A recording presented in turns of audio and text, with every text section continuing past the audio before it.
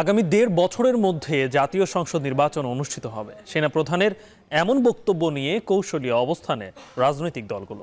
BNP বলছে দ্রুততম এবং যৌক্তিক সময়ের মধ্যে নির্বাচন দিতে হবে। রাজনৈতিক দলের সাথে আলোচনার মাধ্যমে নির্বাচনী রোডম্যাপ তৈরি করার ব্যাপারে মত দিচ্ছেন অনেকেই।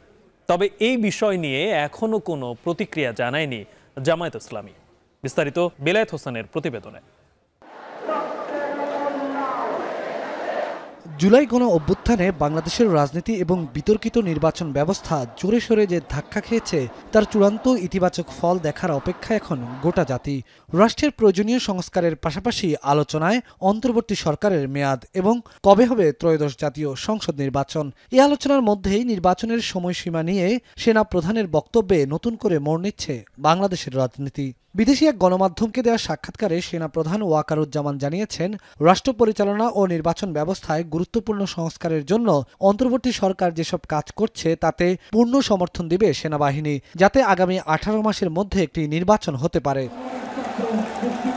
এ বক্তব্যের মাধ্যমে 1.5 বছরের মধ্যে নির্বাচন অনুষ্ঠানে যে ইঙ্গিত দিলেন সেনাপ্রধান, তা নিয়ে কি ভাবছে রাজনৈতিক দলগুলো? বিএনপির অভ্যন্তরে আলোচনা রয়েছে, তারা 1 বছরের মধ্যে নির্বাচন চায়। তবে সেনাপ্রধানের বক্তব্য নিয়ে কোনো প্রতিক্রিয়া দেখাতে চাইছে না দলটি। এটা তো আমরা শুনলাম, এখন এই বিষয়ে আনুষ্ঠানিকভাবে দল একটা হয়তো কোনো প্রতিক্রিয়া দিতে পারে। আমরা সেই অপেক্ষা আমরা করব যে দল কিভাবে বলে। তো আমার মনে হয় যে বেশি যেন প্রলম্বিত না হয়।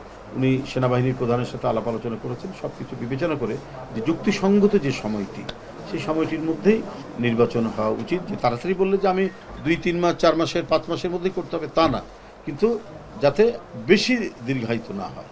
নতুন নিবন্ধন পাওয়া এবি পার্টির মতে 1.5 বছর একটি যৌক্তিক সময়। তবে গণসংহতি আন্দোলনের প্রধান সমন্বয়কারী জোনায়েদ সাকি বলছেন, নির্বাচনের আগে রাষ্ট্র সংস্কারে কি পরিমাণ সময় লাগবে তার রোডম্যাপ ঠিক করতে হবে রাজনৈতিক দলগুলোর সঙ্গে আলোচনার মাধ্যমে। সময়সীমা এখনই আমরা সুনির্দিষ্টভাবে বলতে পারছি না। আমরা বারবার বলেছি যে সময়সীমার বিষয়টি এক তো হচ্ছে অংশীজনদের সাথে আলোচনার মধ্যে দিয়ে ঠিক করা উচিত, এবং সেটাও নির্ভর করবে যে আমাদের সুনির্দিষ্ট কাজগুলো নির্ধারিত হওয়ার পরে কী ধরনের সংস্কারের প্রস্তাবগুলো আসে, সংবিধান কিভাবে গণতান্ত্রিক সংবিধানে পরিণত হবে, সেইটার প্রক্রিয়াটা কি হবে, এইসব আলাপ আলোচনাগুলোর মধ্য দিয়ে কিন্তু এই সময়সীমাটাও নির্ধারিত হবে। তবে 1 থেকে 1.5 বছরের সময় যে বলা হয়েছে, তার মানে হচ্ছে এই সময়ের মধ্যে করার চেষ্টা করাটাই কাঙ্ক্ষিত হবে। 1.5 বছরের মধ্যে ইলেকশন, আমার যেহেতু একটা ইলেকশন গেল আমাদের, সেখানে কিন্তু ইলেকশনের একটা প্রস্তুতি ছিল দলগুলোর সাধারণ। সেনাবাহিনী প্রধান যেটা বলেছেন এটা একটা যুক্তিগ্রাহ্য কথা, এবং এটা নিশ্চয়ই তাদের মধ্যে একটা আলাপ আলোচনা হয়েছে, যেহেতু তিনি বলেছেন যে প্রতি সপ্তাহে অন্তর্বর্তীকালীন সরকার প্রধানের সাথে ওনার মত বিনিময় হচ্ছে।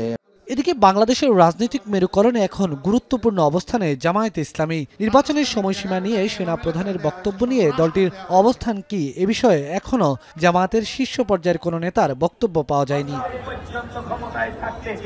বেলায়েত হোসেন, এখন, Dhaka. Colour expert, George sap এবং মাইল্ড অন হ্যান্ডস টেকনোলজি সমৃদ্ধ অরিক্স ক্রিস্টাল ওয়াশ আপনার